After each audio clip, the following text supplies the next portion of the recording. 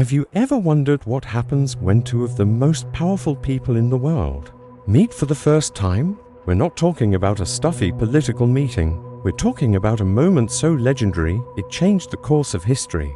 This is the story of when Cleopatra, Queen of Egypt, first met Mark Antony, the Roman general. Forget what you think you know from the movies. The real story is even more dramatic, more calculated, and far more fascinating.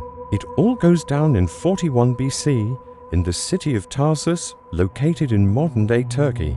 Mark Antony was, at this point, one of the three most powerful men in Rome, a triumvir. He was a celebrated general, a man known for his military prowess, but also for his love of luxury, wine, and women. He was in the east to reorganize the provinces and raise funds, and he had a bone to pick with Egypt. During the recent Roman civil wars, Cleopatra had supposedly aided his enemies. So, he summons her to Tarsus to answer for her actions. Now, for any other ruler in the region, a summons from a Roman triumvir was a command you obeyed immediately and with a great deal of humility. You'd show up, bow, and hope for the best. But Cleopatra was not just any other ruler. She was the queen of the wealthiest kingdom in the Mediterranean, a direct descendant of Alexander the Great's general, Ptolemy. She saw herself not as a subject of Rome, but as an equal, and she knew exactly who Mark Antony was. She understood his personality, his weaknesses, and his ego. So, does she rush to Tarsus? Absolutely not. She makes him wait. Antony sends messenger after messenger, and Cleopatra simply takes her time. This was a power play from the very beginning. She was subverting his authority, making it clear that she operated on her own schedule. By the time she finally decides to set sail, Antony's frustration has turned into intense curiosity. Who was this woman who dared to defy him? And then she arrives. But she doesn't just dock her ship and walk into the city. Oh no, that would be far too simple. Cleopatra orchestrates one of the most spectacular entrances in all of history. Instead of going to Antony, she makes Antony come to her. Picture this: as dusk falls over Tarsus, a magnificent barge sails up the river Cydnus. It's a scene straight out of mythology. The barge has a gilded stern and purple sails, the color of royalty.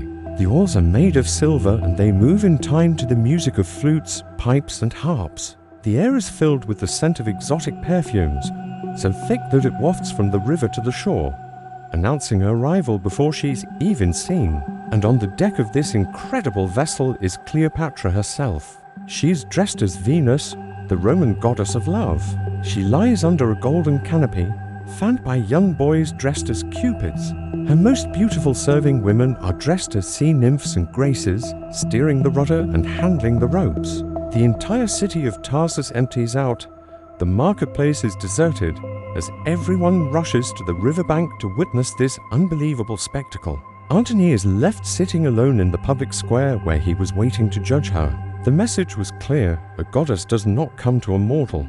The mortal comes to the goddess. Antony, completely captivated and outmaneuvered, has no choice but to play along. He invites her to dinner.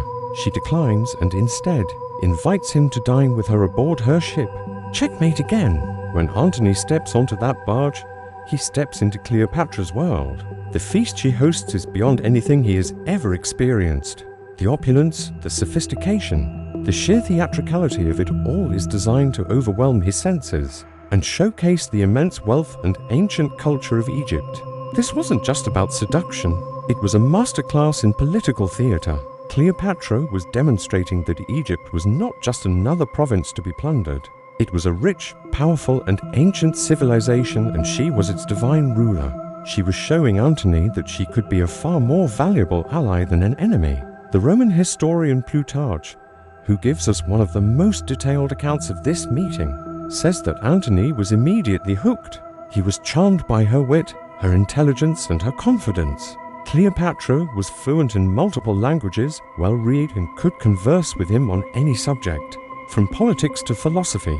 She wasn't just a beautiful face, she was a formidable intellect. She could drink with him, jest with him, and match his larger-than-life personality. For Antony, a man used to the more reserved and politically sidelined women of Rome, Cleopatra was a revelation. Over the next few days, she continues to dazzle him with lavish banquets and entertainment.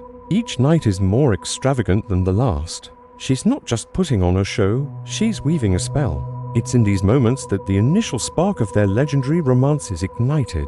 But let's be clear, this was also a strategic negotiation. Beneath the flirting and the feasting, a powerful political alliance was being forged. Cleopatra needed Antony for protection. Rome was a dangerous and unpredictable superpower. With a powerful Roman general like Antony as her ally and lover, her throne and her kingdom would be secure. She could even hope to restore Egypt to its former glory, perhaps even expand its territories. For Antony, the benefits were just as significant. He needed money, lots of it, and Egypt was the richest piggy bank in the world. With Cleopatra's financial backing, he could fund his armies, pay his soldiers, and solidify his power in his ongoing struggle against his rival, Octavian. So, their relationship, right from this very first meeting, was a complex mix of genuine attraction, personal chemistry, cold, hard political calculation. It was a partnership of ambition. They saw in each other a kindred spirit, someone who was bold, charismatic, and unafraid to break the rules to get what they wanted. It was a meeting of equals to larger-than-life figures who recognized the potential in each other. The tension was immense. On one hand, you have Rome, the military machine, represented by Antony, a man of action. On the other, you have ancient Egypt, the cradle of civilization, represented by Cleopatra, a woman of intellect and strategy. Their first meeting wasn't just a clash of personalities, it was a clash of cultures. And instead of conflict, they found a magnetic, irresistible connection. That first encounter in Tarsus set the stage for everything that was to come. Their passionate love affair, the birth of their children, and their combined challenge to the might of Rome. They would spend the next winter together in Alexandria, and their alliance would ultimately lead them to a final, tragic confrontation with Octavian and the Roman state.